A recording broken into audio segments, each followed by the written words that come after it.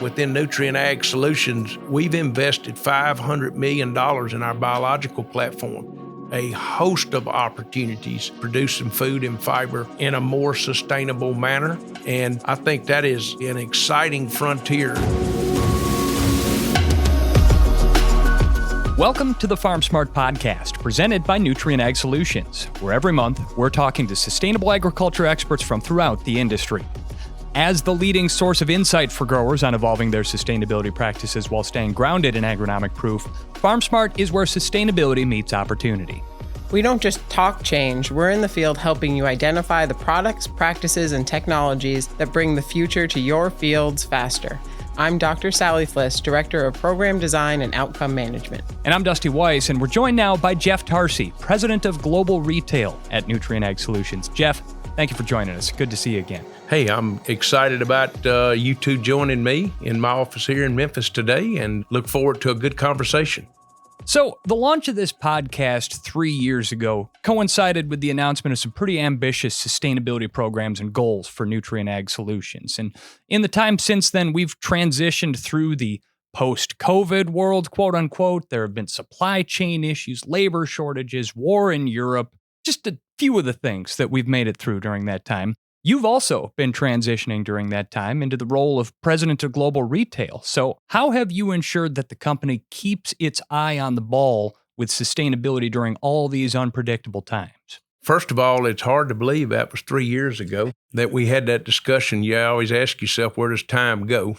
But as you mentioned, we went through, I'm really starting my 40th year in this industry. And that 3-year period of time might have been one of the most unique periods of time that I've been through in my career. And I like to reference from the standpoint that I personally believe we saw 3 black swan events. And I don't know that I saw a black swan event in the previous 37 years. I'd just as soon not see any more in the next 37 years, if I'm being honest. I am right with you from that standpoint, but that's part of being with an organization like Nutrien from a standpoint that we do have to be adaptable, we have to be flexible, and we have to be able to meet whatever circumstances are thrown our way. And so we went through a lot there, both from a company perspective, from a supply chain standpoint, from a food security standpoint.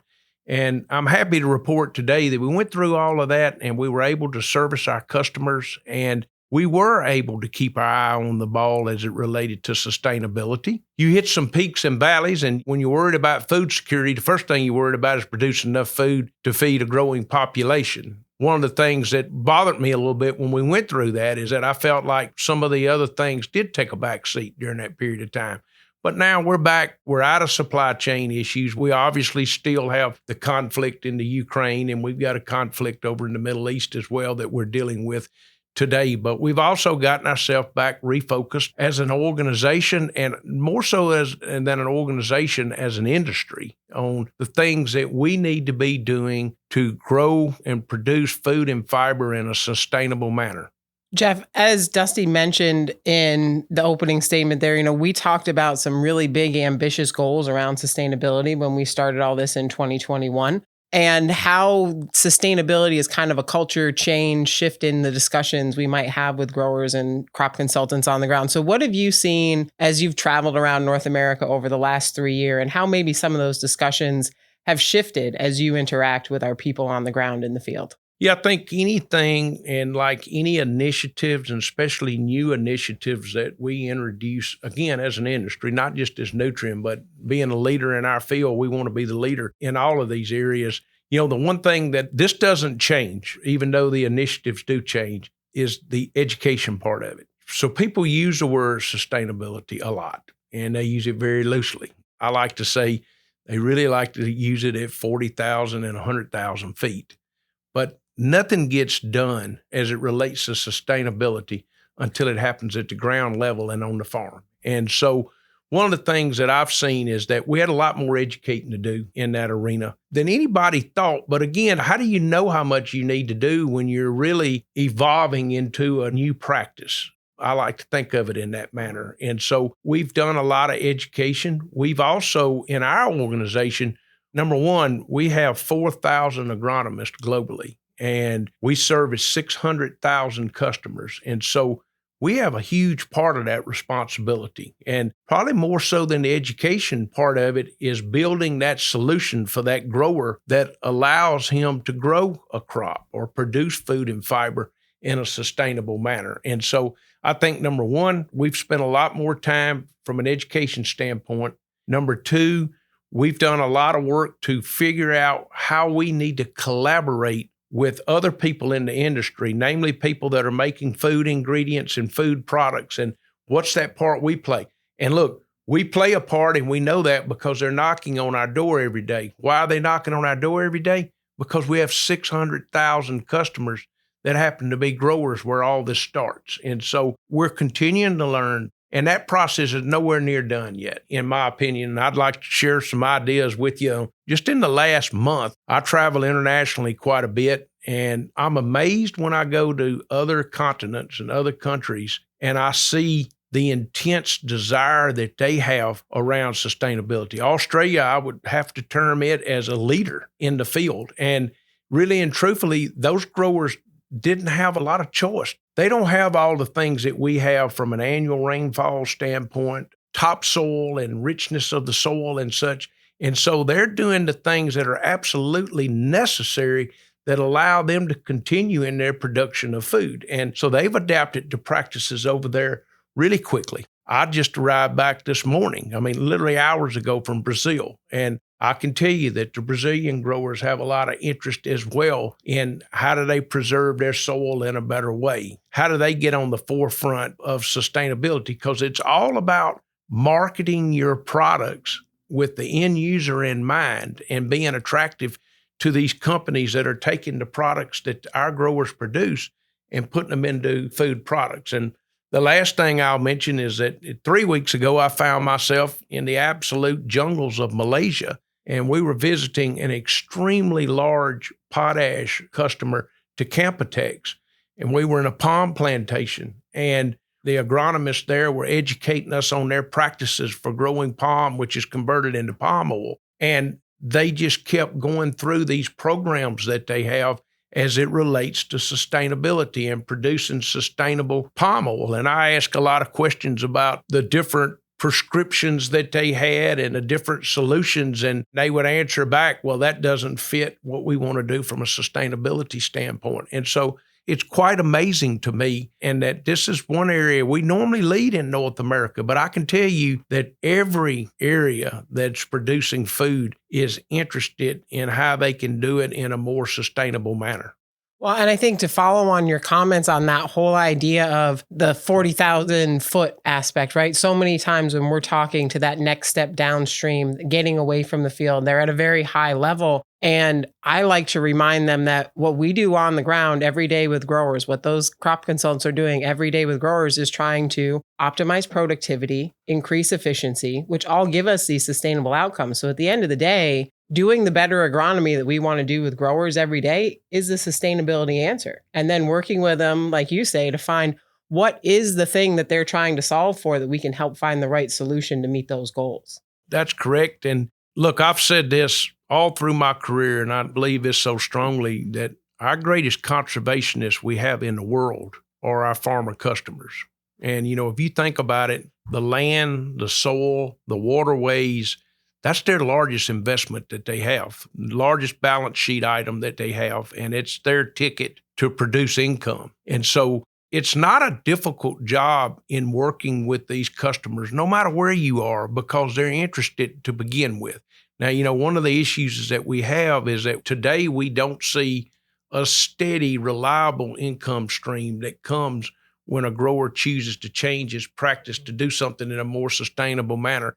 And Sally, I know we're working very hard at Nutrien and with our offices in Washington, D.C. and Jeremy Stump and government relations, and that how can we see that the growers are rewarded for changing these practices? And again, within Nutrien Ag Solutions, we've invested $500 million over the last 5 years in our biological platform because we feel like that platform offers a host of opportunities as far as producing food and fiber in a more sustainable manner. And I think that is absolutely an exciting frontier. We see that platform growing to about $11 billion market by 2030. And I always use this comparison. $11 billion just in the biological space, that's almost equal today to what the total crop protection market is in North America. So that's very substantial. And I think we're just at the tip of the iceberg of the products that we're going to see in that space. I know we just made an investment in the Suncor products that we press released here in the last week, and that's our first entry into biocontrols. So what we've been investing in are biostimulants, bionutritionals. And now today, we've bought a portfolio of biological products that will put us in the space of biocontrols. We'll be several years off before we're introducing those products, but this is going to be a big platform, and I really feel like we're as well positioned as anyone in the industry in that space and what we can arm our crop consultants with when we're going out and building those solutions that we talked about. As you mentioned, we continue to expand on the proprietary product area, the enhanced efficiency fertilizers, the biologicals, and the seed offerings. What is the value to the farmer of these, and how do they give Nutrien Ag Solutions an edge in the field? You know what? I always say that the secret sauce to our retail business is our proprietary products business. And I want people to understand we're not a new entrant into that space. These businesses, many of them, and a lot of the product lines date back 60 years or more through the history of our organization. We've always been an adjuvant and surfactant company and water conditioning products and those type things. And we've also been in the crop protection space, you know, when you look at post-patent products and improving formulations and those type things. But what's really been exciting, I want to say it's new, but it's really going back 20 years is, you know, we have added our proprietary seed lines. We market as Dynagrow Improving in North America. And we have our own germplasm in canola today. We have our own germplasm in cotton. We have some really exciting germplasm in rice today, and which is being grown right here. And if we go 50 miles in any direction of where we're sitting in this office here today, so those things are all exciting. But I just went through the biological platform of that and the nutritional components and platforms of that. And what's meaningful, and you ask, what does that do for our growers and such? First of all, we wouldn't enter into any of these product spaces if it didn't bring an increased value for our growers, if it didn't bring an opportunity to increase their ROI or increase their production on an acre of land. Again, it allows us to build that solution from start to finish. So we can start with the seed. We can go to the seed treatments. We're proprietary in that as well. And then we can follow through with the crop protection. We've got the nutritionals. Today, in the world of plants, these are highly, highly engineered plants today, much more so than when I started in this industry. But at the same time, when you engineer these plants so high for productivity, you also bring on new demands as to how you feed those plants nutritionally. And the timing of those feedings are very essential to maximizing production on it. And so we're soil testing before we put the crops in the ground. And again, we're following the 4 R's as you hear so much, but we want to make sure we're putting the right product at the right place at the right time and the right quantity. And so we're getting this crop off to a great start. But then once this crop is started, then we're coming in and doing petiole analysis. These plants require high horsepower, and you've got to be able to feed them nutritionally. And we have those products in our portfolio that allow us to go in, test the plant, see what it's deficient in, and then write a prescription to fill that need to make sure that we're, again, pushing these hybrids and pushing these crops to maximize their production. And look, I'm ecstatic that we have a platform like that. And I think we stand apart from a lot of others from that standpoint. It's a big toolbox, and sort of the interesting thing about it that we wind up talking about a lot here on the podcast is you can give someone the biggest toolbox in the world and set it down in front of them, but if they reach for the hammer every time, it's not doing you a whole lot of good. And so we're going to step away for a short break here, but coming up after that break, I want to ask you a little bit more about how you begin to instill those practice changes and incentivize those practice changes and build up the interest in that whole toolbox that Nutrien Ag Solutions brings to the table. More coming up with Jeff Tarsi in a moment here on the Farm Smart Podcast.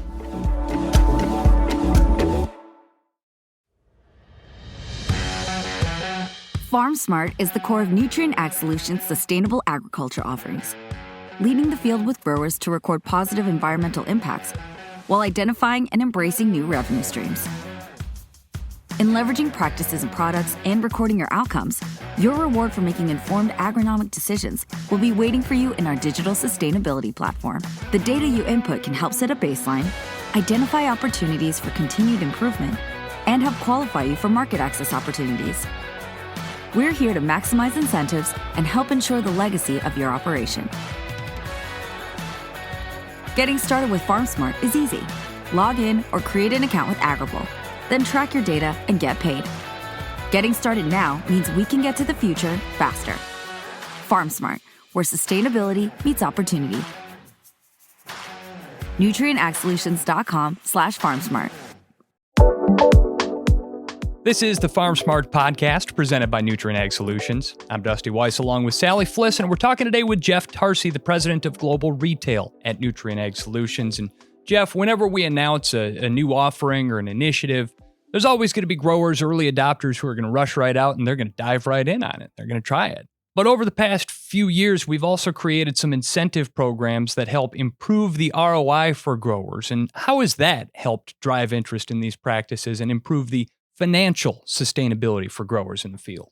You know, again, with the grower, they want to have conservation in mind. They want to do things in the best way possible that treats the planet in the best way possible. But at the same time, every change you make adds a bit of cost or a change to your program. And so a lot of times a really good way to lead somebody into these changes is with some kind of incentive. And I don't think that's any different at any walk of life for anybody. When you put an incentive out there, it's also a way of solidifying with that grower that you believe in what you're asking him to do. And you believe it so much that you're willing to put an incentive toward that side of it. And so, again, it's leading people into, and you mentioned it before, look, your top 10%, we used to call them bell cows or whatever, but they're going there regardless. But 10% doesn't get it done, okay? We need the masses to follow as well. And, you know, I talked about education and the time it takes to get acceptance in this, and it's finding a way to speed that up. And I do think we need to speed it up. As an industry, we need to move toward these findings and these things that we know much faster than we are today. Jeff, an important part of being able to pay those incentives and find others downstream from us and the consumer brands that are willing to pay those incentives is being able to measure and show the impacts of all the things we've got in this toolbox to do new practices and programs on the field. So what are some of the things that we have available or that you've seen, been excited about in the field over the last 3 years for us to be able to really show the downstream that what we're doing is sustainable? Look, today, everything is about data. Data. And I think about this, and I discuss it with our ALT as well. When I started in this industry in 1985, I used to say that our decisions were based 50% on science and 50% on art. We'd say, is it art or is it science? Today, I'd say that has shifted now to 85% science and 15% art. And art will always have some component in agriculture because we have so many variables that exist in there. But I'm also going to tell you that I think that 85 is going to grow to 95 in the next 10 years. And so we're equipped, and again, we talk about our platform a lot, but we're equipped to gather and to compile a lot of data. And again, it's good to have data, but how do you use that data? And so you got to put it in a format that you can mine the data and that you can see through the layers of it. And we've been able to do that. And we look at it, our investments we've made in Echelon, our investments that we've made in Agrible. These are all layering of information and then how we use that information to make decisions. And we have the largest fleet of application equipment in the world. I won't give the pure number of applicators we have because I catch a lot of heck about the amount of capital it takes to run this business. But we've got a lot of big equipment. And here's the neat thing about this equipment. This equipment is all highly technical today. And so when we're going across the field and we're making an application, whether it's a foliar nutritional, whether it's a fungicide or a herbicide, we're gathering that data. And then we can take that data, we can take time, temperature, wind direction. you name it. We can layer that data in that database. And so when we talk about taking these mounds of data, everything starts with the soil test when a crop comes off. When a crop comes off, we say that's the end of the season, but it also is the beginning of the next season. And so we start with our soil testing to start building our prescriptions going forward. But we're trying to collect as much data as we can as we go through that crop. When I talked about taking the petiole analysis or leaf tissue samples and those types of things with it, what herbicides did we use? Were they pre-emergence? Were they post-emergence? And so we're taking that data and we're putting it in I call it a repository or a data lake. And then from that data lake, now we can start mining through it. For instance, we can take like soil attributes. It doesn't matter if it's across 4 states or 4 counties. We can take all of those like attributes that we have within that database, and then we could look at different germplasms and different hybrids and how they reacted and different fertility rates. It's just mind-boggling to me. I started out as an agronomist in 85. I wish I had that amount of data at that time to help make decisions. And then I think that the next step now, 75% of every story right now is around AI. Artificial intelligence. And you know what? So many of those headlines are so sensational and so nonsense-oriented. But here's a use case right here where you've got a giant mound of data and you can turn something like an artificial intelligence loose on it. And all of a sudden you're finding insights that nobody even expected to find in there. We absolutely are. And it's almost inconceivable to try to think of all the things that you can do with that data. And I know I follow the healthcare industries very closely. And I got a daughter that just finished her fellowship as a doctor. And I see how they're using AI, again, mounds of data in research, stuff that you couldn't physically do yourself, that AI can go in and analyze so quick. Well, the medical field and the agriculture field are very closely related. And we're in a very good place with Nutrien Ag Solutions because we collect a lot of data. And if you look at a lot of these companies that specialize in this area, what do they not have? They got the technology, but they don't have the data. And so I think it's going to create some remarkable opportunities. And I look, again, for Nutrien and Nutrien Ag Solutions to be a leader in building those partnerships and relationships that, again, the end result of this is to be able to make a recommendation or build a solution much quicker, much more timely, and that is going to build productivity even better, in my opinion, going forward. I just think being a young person in this industry right now, to me, is so exciting because they're going to be tools that these young people are dealing with that I never, ever could even remotely think about when I started in this industry. And that excites me. It does. And I also hope that it helps attract more people into agriculture. And you don't have to come from a farm to be involved. You just think what we're talking about right now is technical. We're talking about technology, information, data mining, those types of things. And so you don't have to come from a farm. We need expertise in a broad array. Sally knows this. I greatly desire to attract more females to our business. And I'm never satisfied with where we are in that relationship. I think this technology is going to help us attract more females into this space. And we need them there. It's an exciting place to be. Well, Jeff, you mentioned other opportunities that we have, and we talked a little bit about return on investment and the financial sustainability of the farm being important. And could you just touch a little on what we have to offer through our Nutrien financial programs in North America that can be tied to our sustainability programs or just can help growers pick and finance the things they need to do to meet that financial sustainability? Yeah, I think we're halfway through 24 right now. We said that AI is on everybody's mind and data's on everybody's mind. I think if you went and talked to growers today, one of the things that first roll off their lips is financing. We're in a high interest rate environment right now. That changes the ball game a lot. Again, we made significant investments in our financial platform that we refer to as Nutrien Financial. We stood up a captive probably 5 to 6 years ago. And this gives us a lot more flexibility in the type of finance programs we can build with our growers. And earlier we talked about incentives. Can you use an incentive to get somebody to do something a little bit quicker? And Sally, that's one of the things we're working with as it relates to sustainability, that, as we build these solutions for these growers, or we work with other cooperators in the industry, there are things that we can do around specific products that maybe we offer a special financing program around our biologicals. I'm using that as an example, or around some of our nutritionals and those type things. We have a tremendous amount of flexibility.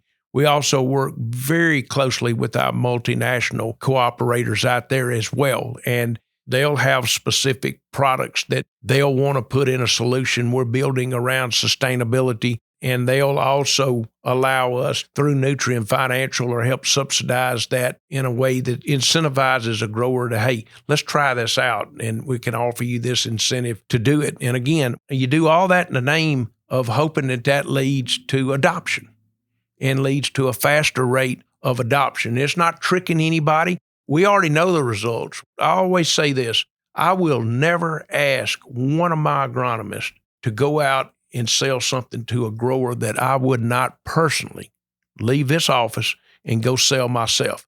So we know these products. We know the solutions that we're building.